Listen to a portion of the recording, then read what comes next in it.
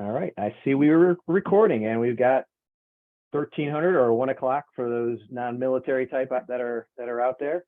Although everyone out there should be somehow veteran related, so you're all used to military time. My name is Brian Radliff. I'm the CyberVets Program Manager here at the Institute for Veterans Military Family, coming to you live from this beautiful National Veterans Resource Building in the center of Syracuse University, with the mission of a future where the vision of the IVMF is a future where all individuals and families who serve and defend our nation are empowered to thrive. And our mission is to empower service members, veterans, and their families through actionable research, innovative programs, and insightful analytics. To date, we have our team or our organization has served over 170,000 individuals that fall into that category. So doing lots of great things with everything from transitioning service members, whether it be on the onward opportunity side to all the incredible entrepreneurial programs we've got. We've got, in fact, the great thing is, as I do my introductions, we've got a couple of our program graduates that will talk a little bit about that here on the backside. But for about the next hour, we're doing this is number 2 of our cyber series. Today will be cyber savvy business and career tips, and I'll talk a little bit more. All of you should or may know that October is Cybersecurity Awareness Month, and we'll talk a little bit more about that. But in today's session, like I said, we've got 4 great guests with us from our partners at the Cybercrime Support Network. We've got CEO President Robert Berta, and I'll talk a little bit more about the other great thing is all of our guests have served somewhere across the spectrum of DoD. So we got a purple crew today, which is really great. We got Ali Armeson, and they'll each talk to you about what service they came from. Is also from the Cybercrime Support Network. 2 of our IVMF alumni that have had the opportunity to take advantage and do great things with their time with the IVMF. We've got an Odo alumni, Jay Garcia, and then we've got one of our veteran Edge alumni, Romeo Gardner. So what we're going to do is, before we get started and get into this fireside chat, I'm going to let each of our guests give a little introduction to themselves, and then we'll get into the questions, and we'll start with Robert and work our way down. Robert. Thank you. Thanks for inviting me. Yeah, it's great to be here. I guess I'll start with my military pedigree, since that's where we're going. Proud to have served in the Navy for about 10 years in naval aviation. So that gave me a good background for what I did after that. So after I got out of the Navy, I was able to enter the FBI. I served as an FBI agent for 20 years, retired from the FBI in 2018. And at the beginning of 2019, I joined Cybercrime Support Network. So I'll tell you a little bit more about cybercrime. Well, I'll tell you a little bit about it right now. It's very, very simple, very simple mission. It's a nonprofit, US-based nonprofit. Our mission is to serve individuals and small businesses that have been impacted by cybercrime. We do that a couple of ways, one of which is our military and veteran program, which I'll let Ali tell you about in a minute. And the other is our website. I'm going to plug that a couple times if you guys don't mind, but it's fightcybercrime.org, and I'd ask you to take a look at that. But with that, I guess I'll turn it right over to Ali. All right, thanks, Bob. Yeah, so hi, I'm Ali Armeson. I'm the MilVet Program Director here at CSN. And we just focus on that MilVet community, right? And unfortunately, we're kind of targeted by scammers. So we're just trying to give our free resources to the community, let you guys know we're here, go to our website, check it out, and try and fight back, right? Because, geez, we're getting crushed out there. So I was in the Army for 10 years. I'm a quitter. I only did 10. I know most of the people here are retired, but so thank you all for your service. I have a background in humanitarian assistance, so obviously a non-technical background, but I do have some experience being on a recruiting team that was looking to kind of fill positions like Chief Information Security Officer, Chief Technology Officer. So I do have a little bit of experience with that. Here at CSN, again, we focus on cybersecurity awareness training. So that's where I'm going to be coming from today. So thank you for having me. I'm excited for our discussion.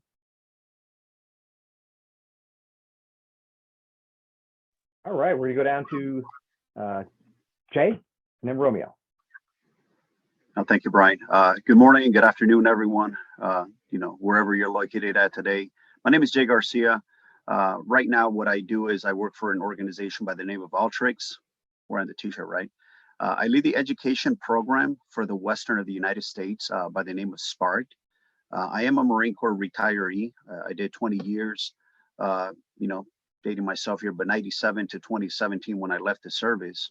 And right after 2017, I was fortunate enough to land a great role with one of the leading cybersecurity organizations in the globe by the name of Fortinet, to lead their global veterans program, their education outreach program, security academy program. But then recently what I did is I transfer over to data analytics. And here at Altrix, again, I lead the program for the West of the United States as well as Latin America. And the program the name of it is Sparked. The Sparked Education Program provides resources to higher ed institutions, to individual learners, to the military community, to be able to upskill yourself with data analytics skill set.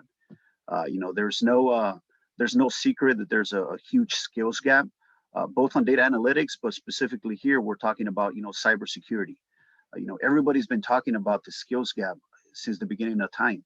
I think that, this is a great opportunity for everybody to learn, because it's going to take, collaboration, initiative and a concerted effort from, higher ed, from, industry, as well as government, to come up with great programs. And I think, this is a perfect program. I'm also an O2O alumni. Back when it was VCTP, I took the PHR route. I received the training. Received the certificate from, Syracuse University, VCTP 020. So I'm here excited, happy to share anything that I can to help you out. So thanks, Brian.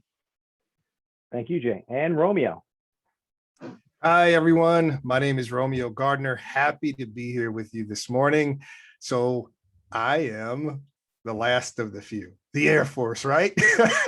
I had to close the gap. So like Ali, I spent 10 years inside of the Air Force and decided, hey, I think I want to do something different. At that particular time, I happened to be serving at the White House Communication Agency, and I was recruited by Microsoft to head there as an engineer.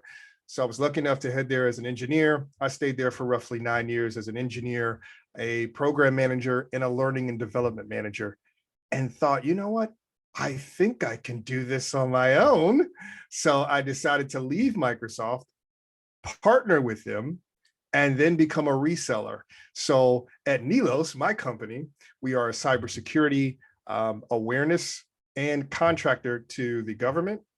We also provide managed services as well as a reseller. So we provide Office 365 for veterans and those within the industry. I'm happy to be here to talk about these types of things. Happy Cybersecurity Awareness Month. Glad to talk about how you could get into the industry, maybe some things, tests that you can take, exams that you can take for free, things that you can do professionally and personally. So just happy to be here with you today. Thanks, Brian. Awesome. Thank you, Romeo. Thank you, everyone. Like I said, we got the whole Joint Force team here. We're purple. Of course, we got a little more armor than everyone else because big Army. I have to throw that out there. But Air Force was born out of the Army Air Corps, and the Marine Corps and the Navy have that great partnership, so we all get along. But with that being said, the important thing is we're here to talk about cybersecurity and talk about it from a business, a business and a career perspective. How do you take care of yourself, your family, for all those great individuals that take advantage of our entrepreneurship programs. And if you're doing that boost to business career track as you leave the service, how do you start not just be thinking about protecting your family, but what do you got to start be thinking about as far as from a business perspective? A couple of great things. I know I've had great discussion with everyone here. As Jay said, Fortinet is one of our partners here at the IVMF, so we do offer that as an O2O, a cyber vets, and as an alumni offering. So those folks that are looking at wanting to take some cybersecurity training, they're just one of our many partners we have here, along with ISC Squared for the CISSP and SSCP, a whole large number of Cisco offerings, and of course CompTIA is one of our other big IT offerings that we have out there. So with that being said, As we said, since 2004, the President of the United States and Congress had declared October as Cybersecurity Awareness Month, helping individuals protect themselves online as threats to technology and confidential data became more commonplace. The Cybersecurity and Infrastructure Agency and the National Cybersecurity Alliance led a collaborative effort between the government and industry to raise cybersecurity awareness nationally and internationally. As Jay said, this is a public-private partnership. It takes us all. It takes us personally. It takes us professionally. It takes us educating our kids and getting, as we said, to try to fill that gap. It starts with with that lead in our post-secondary schools. Making sure that our children are getting educated and have the opportunities of taking those STEM classes and maybe get interested in becoming a cybersecurity expert, or just going into, as we'll talk today, the many both technical and non-technical opportunities there are to help protect ourselves personally and protect our businesses. So this year's campaign is See Yourself in Cyber. So one of the things I'm asking all of our guests today is, as we're going through our fireside chat and you're answering questions, put stuff in the chat that are going to prompt our participants to take some action. We don't want someone just here for an hour listening to what's going on. I want you to go and become more cybercrime savvy. I want you to, if you're interested and you haven't taken any cyber training recently, go and take some cybersecurity training.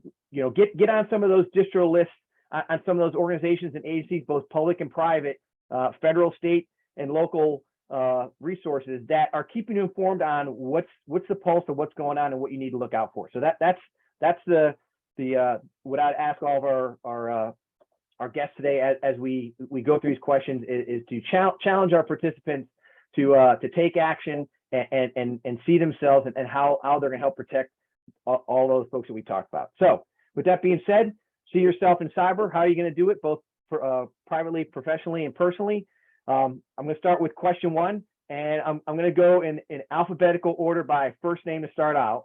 And I actually get a two for there, because since Allie's both an A and she's a lady in the crowd, she gets to answer the first question. We'll go from there. So, and Allie and Robert, if you want to tag team, since you're both from cybercrime, you can kind of joint answer some of the questions. So my first one is, and this is where it goes back to, what are the top 3 recommendations that you would make to our participants to mitigate the current cyber risks we're seeing today? So based off of your professional experience, how should people take care of themselves personally and professionally, and give them some ways to do that?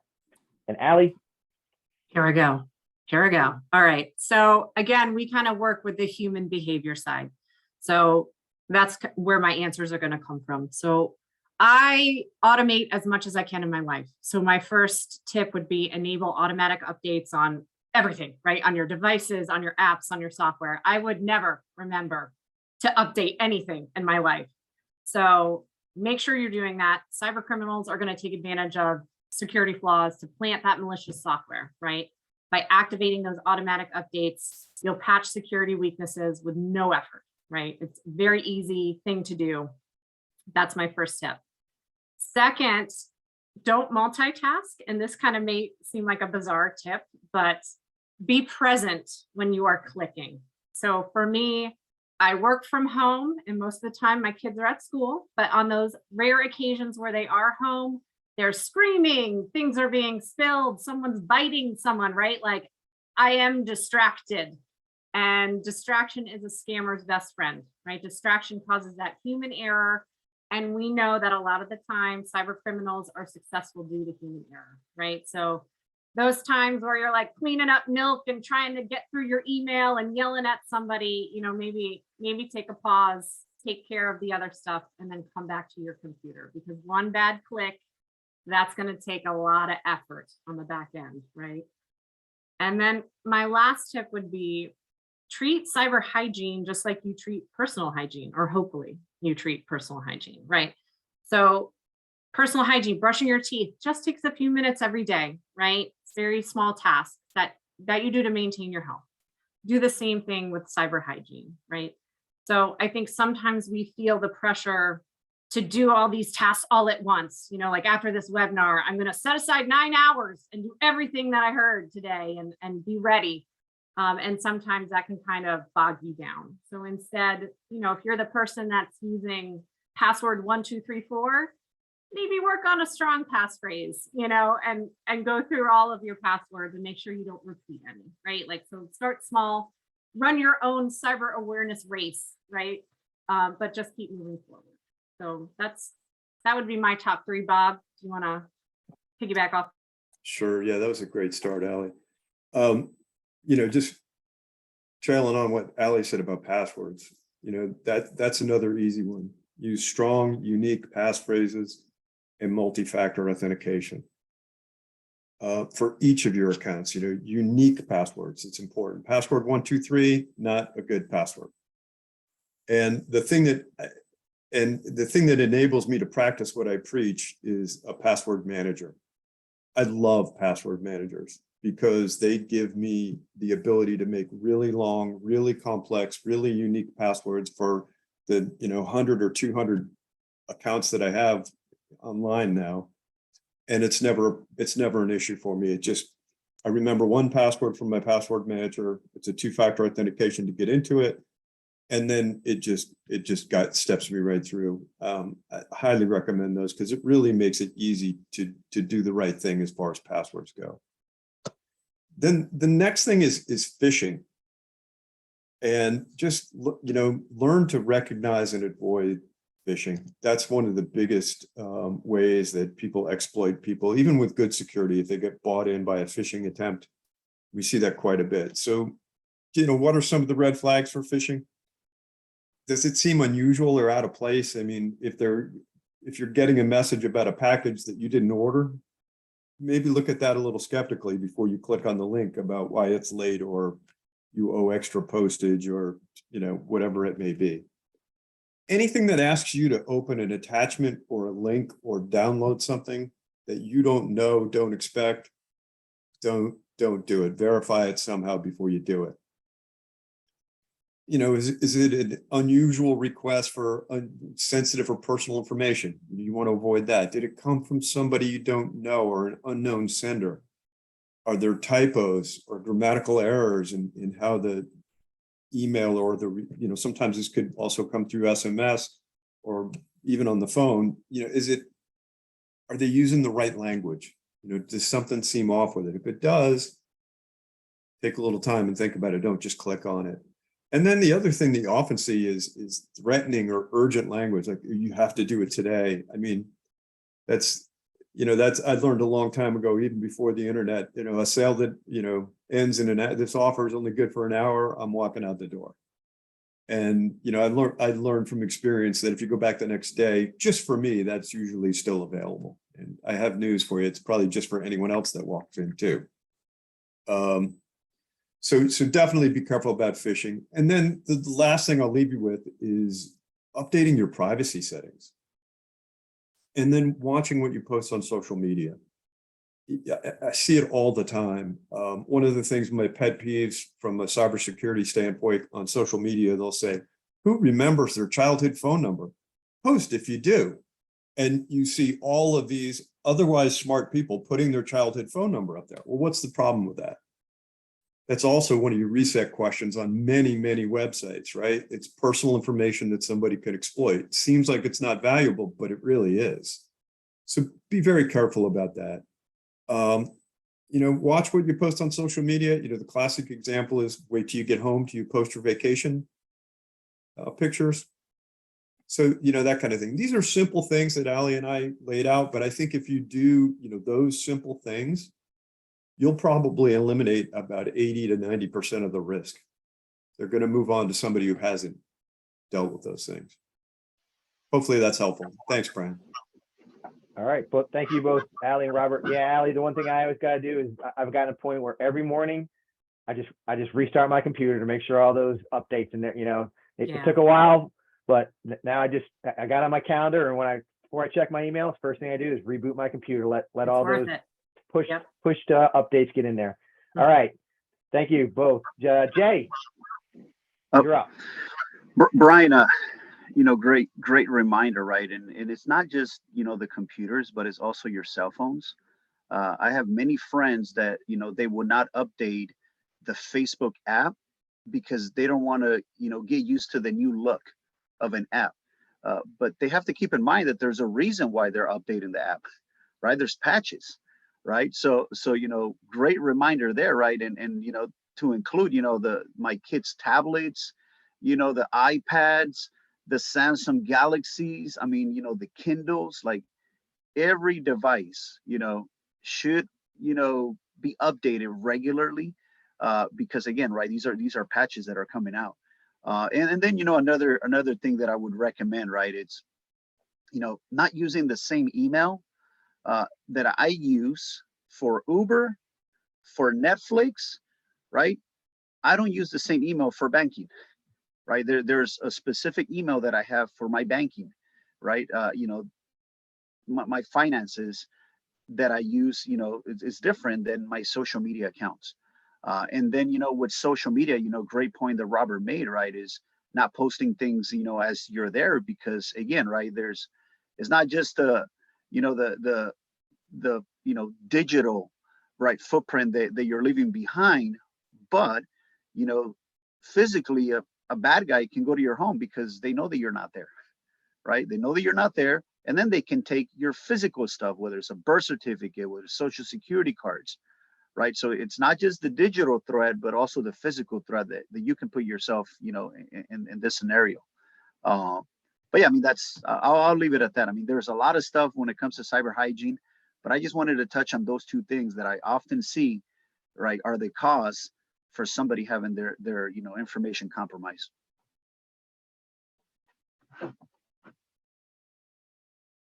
All right, thank you. And Romeo. Yep, you all said quite a few things, right? Almost pretty much covered the gamut, right? I think I'll piggyback off of what Robert was saying around, you know what? When you receive things from individuals that you may know that need you to act right now. It could be your friend. I need you to do this. Can you click on this and get this for me right now? Hey, can you send me $500 or $100 right now? Just call them. Why not just call them? Because this happens all the time with me. And sometimes it's actually legitimate. Sometimes it's my wife. Hey, I need you to do this right now. And I will pick up the phone. Why didn't you just call me? You could talk to me. You may not want to, but I get it. So in those instances, if somebody is asking you to do something right now, or you receive an email from someone that says, hey, I need your help. Can you do this right now? And you know them, reach out to them and contact them. The second thing around phishing, look, we all get these emails and sometimes they look pretty enticing. I mean, the curiosity is gotta kill everybody. You're like, you know what? Maybe, just maybe one time I actually did win something. It's possible today might be my day. Or maybe not. So I usually take a look through Virus Total, right? I just put that in the window and there is a space where you can go to the URL, place the URL there and find out if it is malicious or not. Because 9 times out of 10, the bad actors are piquing your curiosity. I just need one person to click on it. I don't need the whole organization. I just need one. Just somebody has to be feeling lucky today. That's all.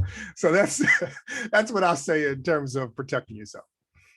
And I like Romeo. I think it looked like Terry earlier had asked a question about Google Workspace and the emails that you need to click on a reported link. So that's one of the ways that will probably help. Hopefully that answered Terry's question. And then we did have one from Stefan for Robert in reference to what is your views on FIDO initiatives?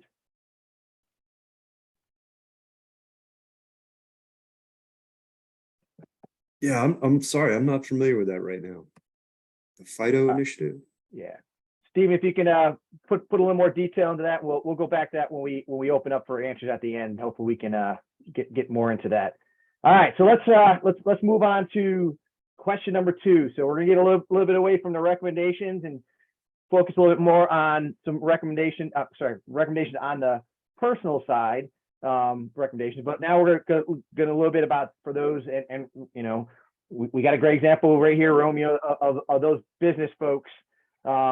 So for those participants that are business owners or getting ready to start a business, what steps would you recommend the participants can take to protect their business brand and reputation by putting strong cybersecurity in place at work to help prevent an incident within their business? So I'm going to go in reverse order this time, since we went from A. So we'll start from Romeo and work our way forward on the business perspective question. Sure thing. So if you're just starting your business, so that is going to really depend on what industry you're in, because there are certain compliance frameworks for different businesses, right? So if you're just starting, let's say if you're just starting in the health industry, there's the HIPAA with PHI. Think about, you want somebody to protect your data. So there, you want to make sure that you're looking through those compliance frameworks to be in line with exactly what is needed there. If you're in sales or you're selling merchandise, payment card industry, PCI DSS, payment card industry data security standards, you want to make sure you're in line with those specific standards. So those frameworks you want to be in line with, right? So that's the first thing. Second thing, I'd say, make sure that you enable what Ali was talking about, multi-factor authentication, right? You definitely, you want to enable that for all of your accounts, and then create a sense of awareness around your company that not only are we providing a service to our customers, but we have to protect their data just like we would want another business to protect our data. So you keep that at the forefront. There are a couple of things, other things I would mention, but I do want to leave some time for everybody else. So I'm gonna give those two, and then I'll pass that to Jay. All right, thank you.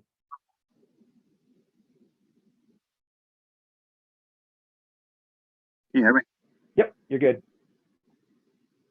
Okay. No, that's you know, that's a great question. And you know, first, you know, I would definitely recommend, you know, leave it to the professionals, right? You know, they're you know, managed security service providers, that's their, you know, their job, right? You know, there's managed service providers and there's managed security service providers, right? So from you know, being an entrepreneur and a business owner, I would say, you know, to definitely, you know, that's one of the options that you have. It's not the only option, but it's just to leave the security to the professionals. They have a dedicated team, a security operations center. They have SOC analysts that are going to be able to kind of mitigate and respond, right, to threats that are coming your way. But, you know, something as basic as just, you know, limiting the privilege for individual employers, right? And then, you know, the other thing that I would like to touch on is kind of, you know, having some type of, you know, micro segmentation, like, you know, dividing your environment into smaller parts. So that way, if something is being, you know, hit, it's not actually impacting your entire operation.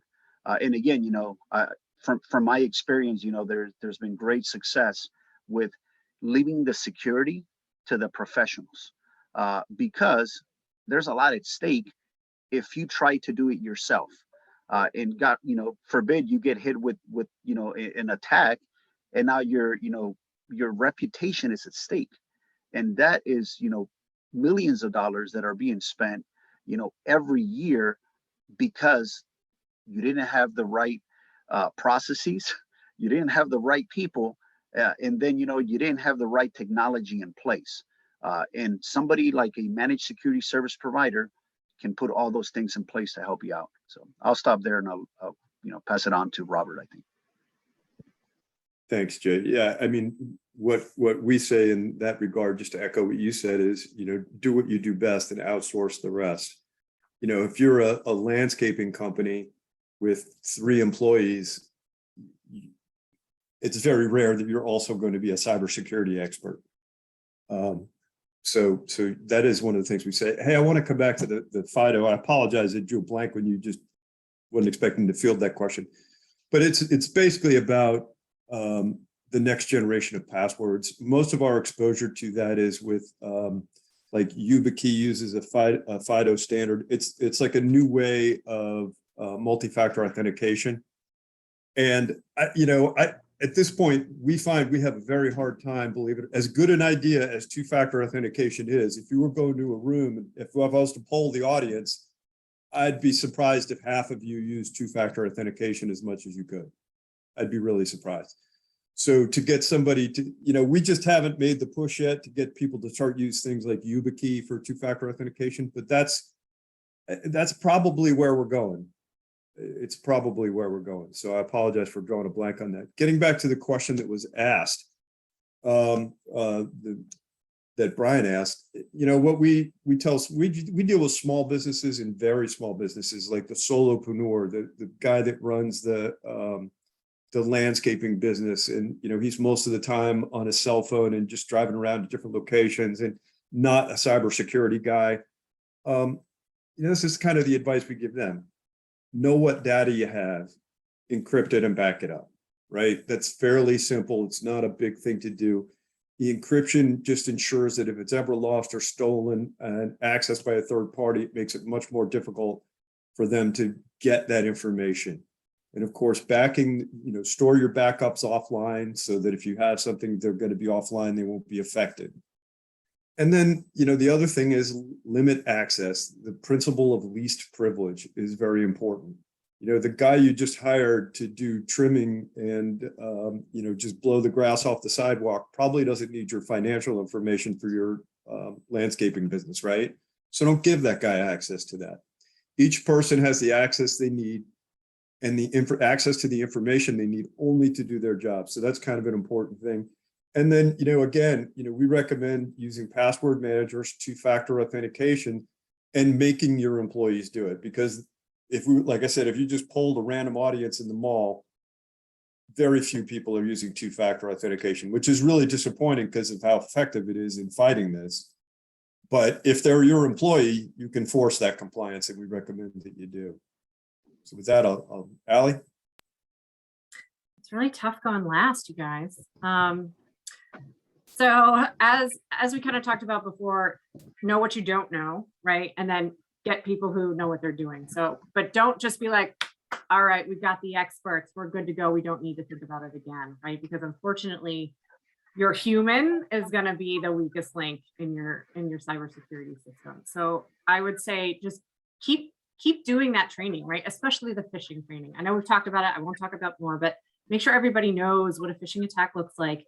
And then make an environment so if they mess up, they will report it, right? Because they're going to click it and then be like, no, right? And start freaking out. And then, oh, I won't say anything. I won't report it.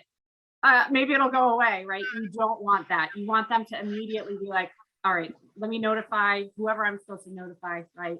And start kind of working through how to fix it, right? Because the longer you delay, the worse it's going to get.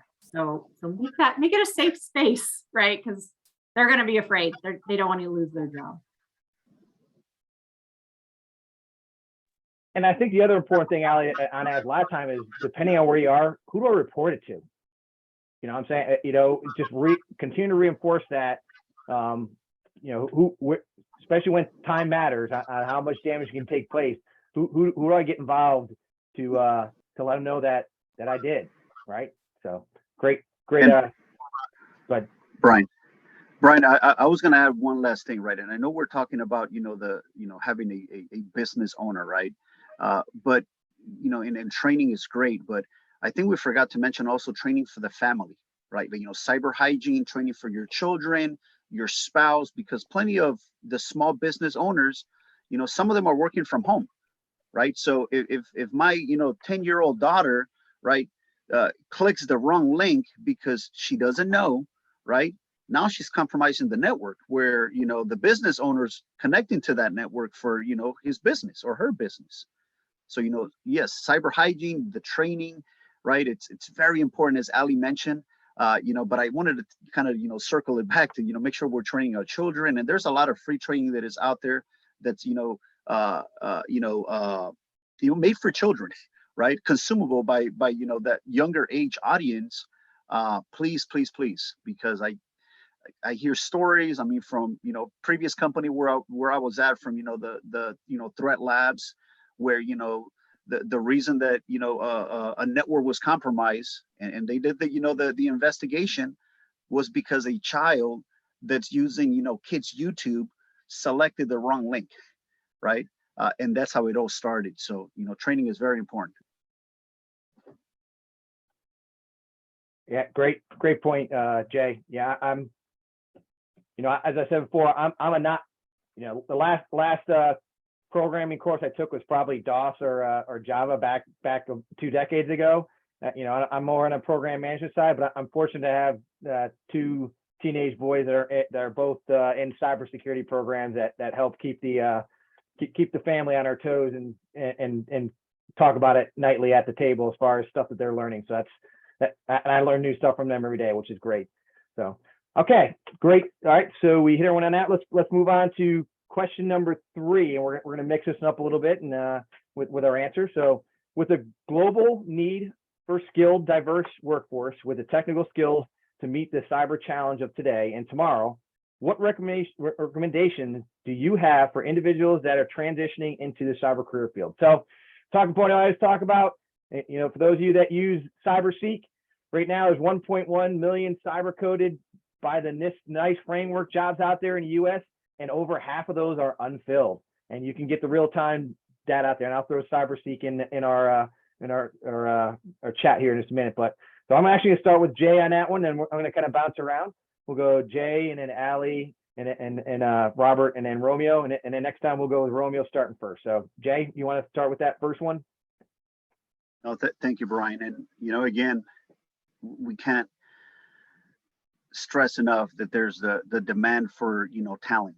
Right now, I want to say 7 out of 10 candidates do not have the skills that are required to fill the roles. So what does that mean for this community, right? For the military community, that the opportunity is out there. I think the last report, and I put the link to the report here on the chat from ISC Square. They produce a survey every year, and they turn it into a report. It comes out about October, November time from each year. So the new one should be coming out. Last year's report, I think, the gap was at 2.7 million globally, which, we are doing better. And again, it's because of these programs, the Onward Opportunity Program, VCTP in the past, or, Cyber Vets USA, right? Where, academia is partnering with industry and government to fill this gap, to fill the demand. So, one of the recommendations that I would make is, number one, it's make sure that you gather your intel. So I encourage you to read that report, because that report is going to highlight the areas that the industry is falling short on. So if you know the reconnaissance, if you know their weaknesses, then you can prepare yourself. And, again, cyberseek.org is a fantastic tool to let the recommended certifications for a certain role, right? The recommended skill set for a certain role, the common job titles for a particular role, as well as how they align with the niceness framework. So that's where I would start. But then I would also connect with folks that are actually doing the job. So for example, if you want to be a SOC analyst, that works at, Microsoft, that's a Navy veteran that graduated from Syracuse University, you can do a simple search on LinkedIn to connect with that individual or individuals. So then you can do informational interviews. And, perhaps with time, they can become mentors and guide you to that, what I always say is the promised land, because there's a huge gap. Ranges, salaries is usually entry level, depending on region, let's say 70,000 and up. So it's, the job security is there in technology, especially in cybersecurity, because the demand is there. That's number one. Number two, you're going to find the camaraderie, the sense of purpose that you are going to miss when you leave the military, right? And then the last reason that I always say is that there's plenty of remote opportunities in tech, right? There's plenty of remote opportunities in tech. So those are some of the tips that I would recommend for, somebody that is looking to enter the cybersecurity spaces to get the reconnaissance, right? Find the mentor that can guide you as far as which certifications make sense, which training makes sense to join a specific organization, because I could easily tell you that if you want to be a SOC analyst, you need to get a CompTIA Sec Plus. But I've seen some SOC analysts that don't have a CompTIA Sec Plus yet, unless you have to work for government, then it's required, land those roles, even without a CompTIA Sec Plus, right? So find those mentors that can provide the guidance, the feedback that you need to be able to connect with that employment opportunity. And I'll stop there because there's plenty of experience here they can share as well. I think I'm up. Jay, come on, man. You took my answer. Come on. And I'm a non-tech person again, but I think all of us have done some sort of transition, right? Or tried something new. And it's all about that network and building it in a meaningful way, right? I think we do sometimes. When I got out of the Army, I had like 4 people on LinkedIn as connections, right? Because like the Army told me don't go on social media. I didn't go on social media. And then I was no longer in the Army and I was like, right? So then, people said, make as many connections as possible, right? So I just then had these random connections. Get to 500, right? 500 is this magical number. But my network was all over the place, right? So don't do what I did, I guess is my advice. And be intentional about it. Just like Jay said, where do you want to go? What do you want to be? Seek those people out, and not seek those people out like give me a job, right? Seek those people out and ask for advice, build a relationship, surround yourself with a community, because eventually if you're a good human, they're going to recommend you for positions. They're going to, exactly, if you don't have all those certifications, they may be like, you're a hard worker, I love your face, this job's for you, right? So network in a meaningful way. Thanks, Allie. We're talking to a military audience, and one of the things, and it just struck me as we're talking, and I've seen this a dozen times, and I'm going to probably butcher the paraphrasing of it, but you see it all over the internet, things you can do without talent that'll make you successful. And I think they're ingrained in most military people, right? Be on time. Give extra effort, have a good attitude, good body language, be teachable. And those are all things that if I had to bet, 99% of this audience is already exhibiting all of those characteristics. And so those are going to really, really help you.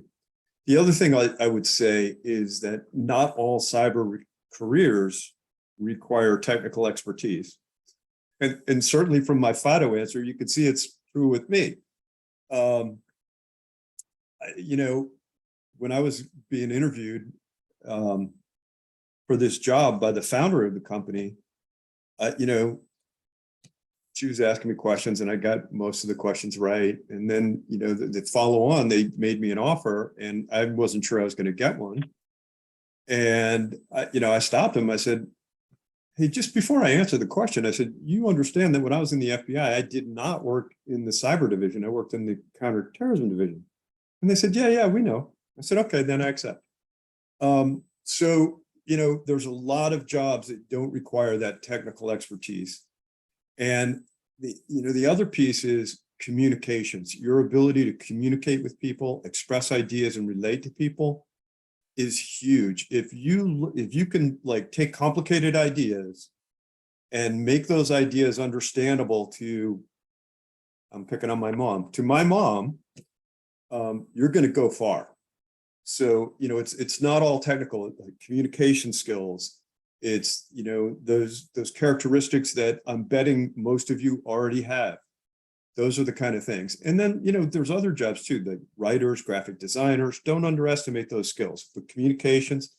And then, the human element is so important. I think most hackers, the kind that can get information from people, probably do more damage more quickly than somebody that can just do it via a keyboard and trying to get into a system. So that's it for me. That's the extent of my wisdom on this.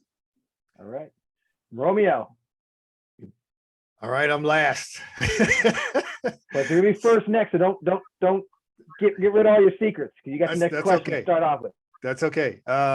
So centered around if you were transitioning into cybersecurity, one of my favorites, right? Because originally I was a music education major, so I completely get it, right? Transition to cyber. A lot of great things have been said. Doesn't have to be technical. You do have to have soft skills though, which I'm sure that you do, in addition to establishing that network that Ali talked about. But if you are going to be technical and that's the route that you want to go, look for different programs that are low to no cost. There are a lot of opportunities out there that you can take advantage of. Here at ISC Squared, Microsoft has an event, has courses specifically for those vets. ISC Squared just came out with a new certification.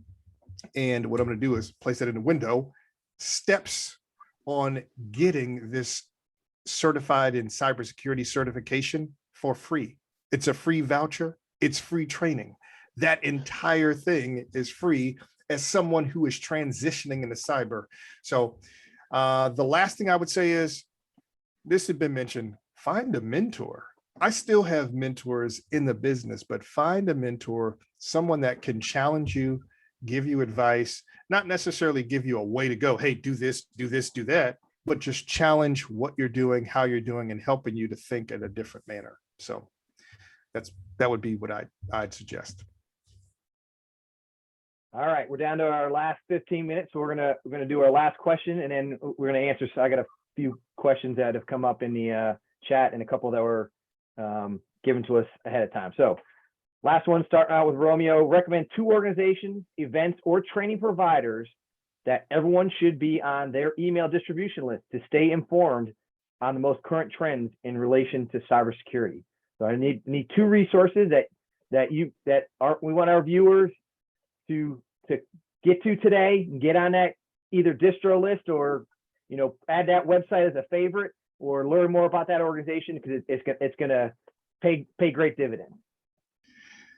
So of course I have to say cybercrime. I mean, somebody's here. right. I have to say that. That's a softball. Yeah. Look, you're stealing Allie's thunder again. Now she's got nothing to answer. The other would be, there's a website that I go to that aggregates like a bunch of cyber news. Like, I don't want to go to a bunch of different sites, right? So this specific site, I'm going to post there, News Now, and it aggregates just a bunch of cybersecurity news in one space. They have top headlines, and then they have things that are emerging. And then you can sort by if you're interested in Apple or Microsoft, but I use that site on a regular just to get a view of what's happening, because I don't want to go to multiple websites every single day. So I'd say those 2. Outstanding. All right, Allie. All right, well, fightcybercrime.org is a real good one. That's a good one to go to. Thank you. The other one I would say, this one's kind of a cutesy one. We just kind of enjoy this one. It's the Baker Fraud Report. They talk about mass marketing fraud around the world, and have like some news stories, some fraud cases, and little cute cartoons sometimes just brighten your day. So if you're looking for kind of something little non-technical, but that's going to give you nice little snippets of info, we recommend that one. Bob, what do you have?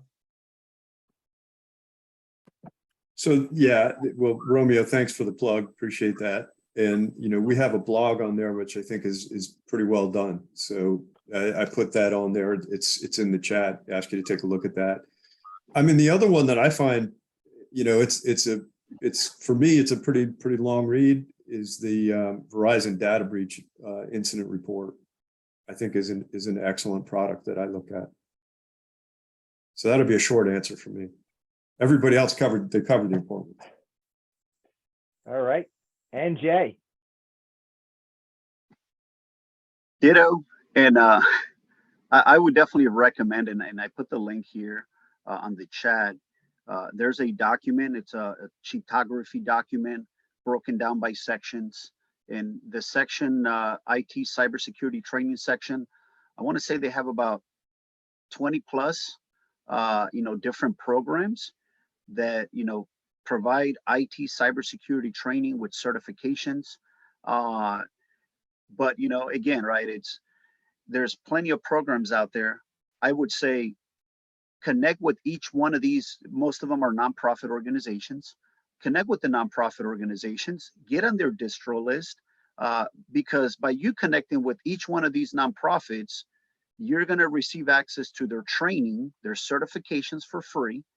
You're also going to receive access to career coaches, counselors that they provide for this community, as well as they can make introductions to their employer partners, the companies that, fund them, which are looking for talent, right?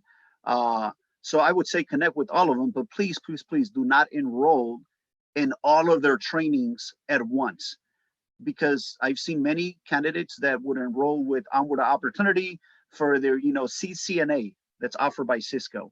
And then at the same time, they connect with Vets in Tech and enroll on a Sec Plus certification, right? At the same time, right? So I would say focus on one training certification program at a time, but do connect with all of them, because there's plenty of, benefit to connecting with all these nonprofits. There are some that are focused also on women. I mean, we talk about, and this is something that, we didn't, it hasn't been addressed yet, right? Although we've, done great in increasing the number of women in tech from, I remember back in 2017, which was like 9%, to now it's like 20-25%. We still have a long ways to go. So I encourage all females attending, all women attending this call to please, please, please consider tech.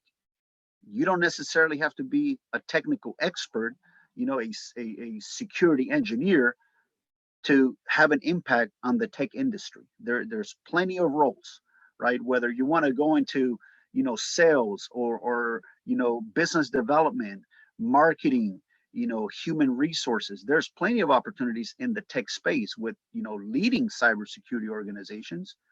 They're not all technical. And I say this because many times as I was attending career fairs, I would intentionally just walk by the tech booths, right? Like the Ciscos, the Splunks, because I didn't think I had something to offer to that organization.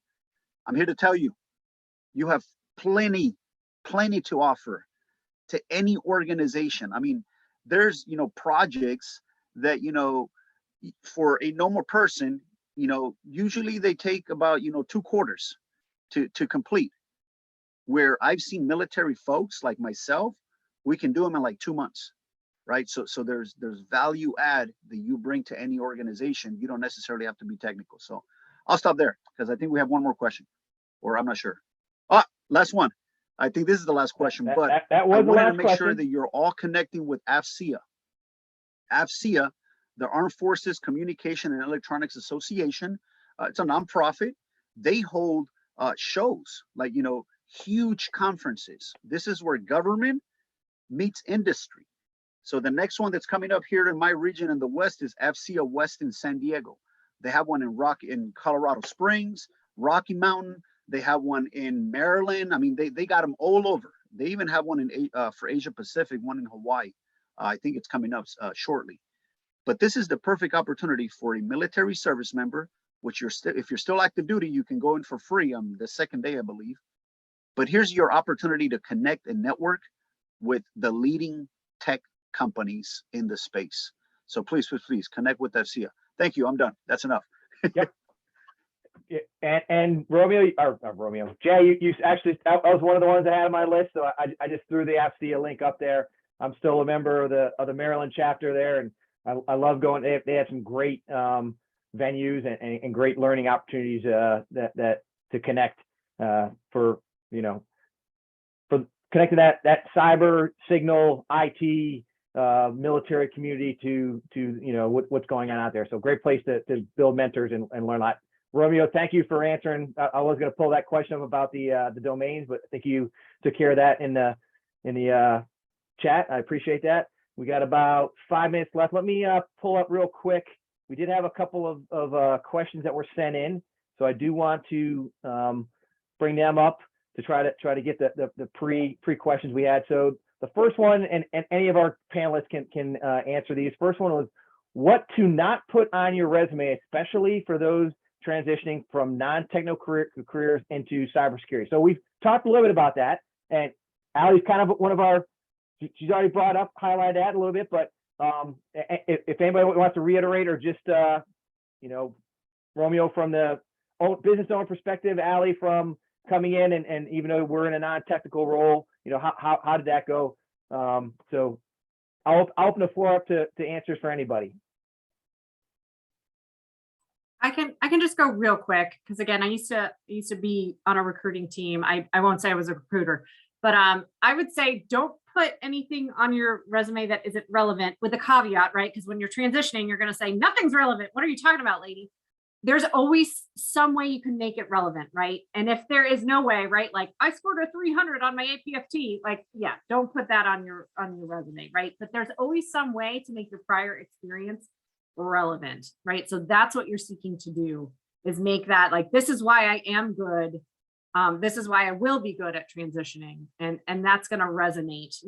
They know you're transitioning. They know you're not going to have, some of the roles and positions that others will, but your experience is valuable. So don't just completely have a blank resume, and don't put things that you absolutely can't make relevant.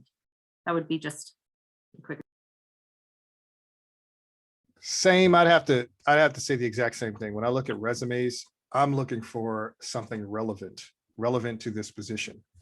Recently, I just looked at a resume. Somebody asked me feedback on it, and he is a elevator technician, and he was applying for a specific technical position. So we had to have a conversation around how can we create relevant information for your resume that talks about technical things. There are things you do, but if you're explaining how to fix an elevator to someone who's in IT, that's not going to work. So, but yep, I just agree with Allie on that perspective. Well, if I don't have any other answers, I actually got one that's kind of a spin off of that. I think that it's somewhat related. One of the participants asked, how can we work with program management in IT with no IT background? I'll open that one up, and I'll caveat for my background, because I have a little bit on both sides. Question again was, how do we work with program management in IT? Yeah, how can, so it sounds like how can we work with program management in IT with no IT background? So it's someone that has a program management background but wants to get into IT, as what I read out of the question. Yeah, I mean, you could use your skills in program management. That still transfers to any program, right? Like wherever you go, managing something, a project or program management, you can still transfer your skills there. I would focus on your skills and ability to corral a team or a bunch of individuals to achieve the result. What's the result, the impact of something? How did you get this done? That's what I truly focus on, your results. Whether it's you worked on a program management team to get something done in a different space, how did you do it? What were the things that made you successful? Highlight those types of things that you can do within IT. And I great response. And I would also say, going back to the previous question, is, oftentimes I would see a lot of action on the resume, but not a lot of results, right? So there's plenty of movement. I was responsible for, X, Y, and Z budget. I was, responsible for this number of service members. But what, employers like to see is the result. Like, what did you do? What did you achieve, from what you were tasked? Like, what was the outcome? Like, what was the ROI, right? That, so I would definitely, encourage that, to show results. And then, you don't need to put everything on a resume. Remember, the employer is looking for relevant experience, right? So on my LinkedIn profile, you're not going to see, your 20 years I spent in the military. You're going to see my last 6, 7 years, maybe 10 years I spent in the military. On my LinkedIn profile, you're not going to see that I was a helicopter row suspension training master. It doesn't apply to the jobs that I'm trying to do. You're not going to see in there that I was a light armor vehicle mechanic. That doesn't apply to being an education program manager, right? And then to tie it back up, I had no experience in tech at all. I was a recruiter for the large portion of my military career. No experience in tech. But going back to Romeo's answer, right, is, I knew how to manage teams, right? How to take on a project, right? How to, do the project, complete it, right? Within time and scope, right? And under budget. So those are the things that you should be able to translate whenever you're looking for, a program manager role.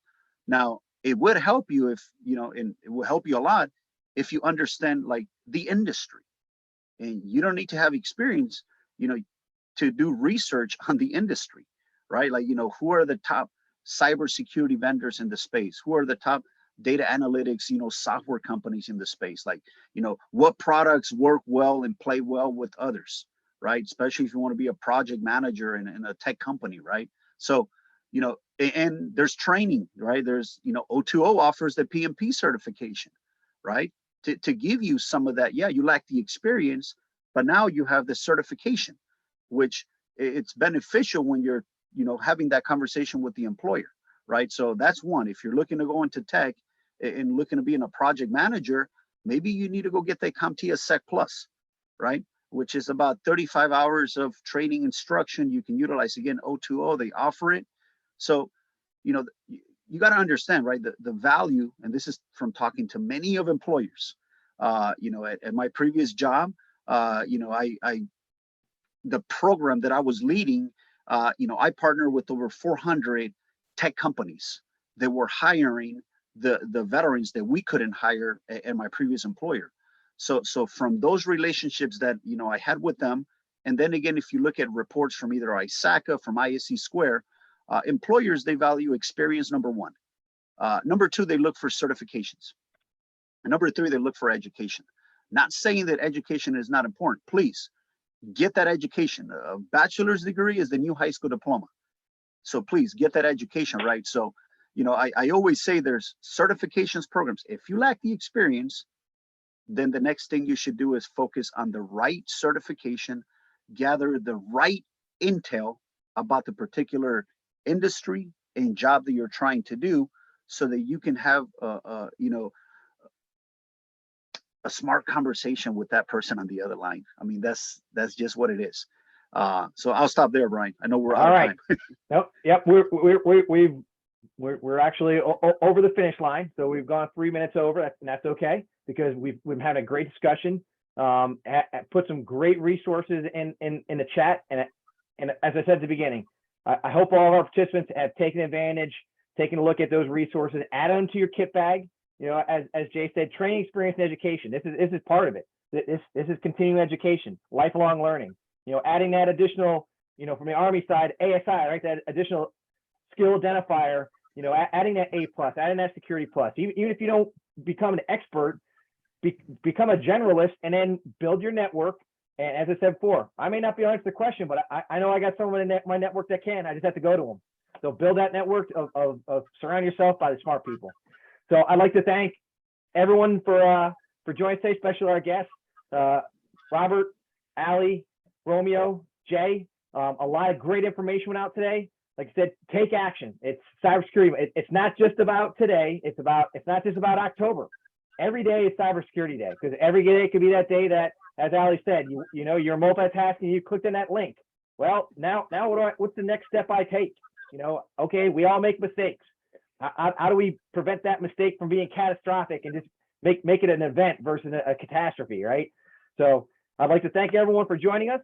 Ashley, I don't know if you want to close anything out, but this will be recorded. We've, like I said, a lot of great resources out there. I'm sure everyone will say the same thing. Brian Radliff, I am on LinkedIn. I'm more than willing to expand your network. Especially if you're looking at taking any of our cybersecurity offerings that we have, whether it be through O2O, through CyberVets, or as alumni offering. We are here at the IMF are here to help make you better, make your family better, make your business better, and protect you against all those, bad actors out there that want to do bad things with your data or your information. So, Ashley, do you have anything you want to add before we close out?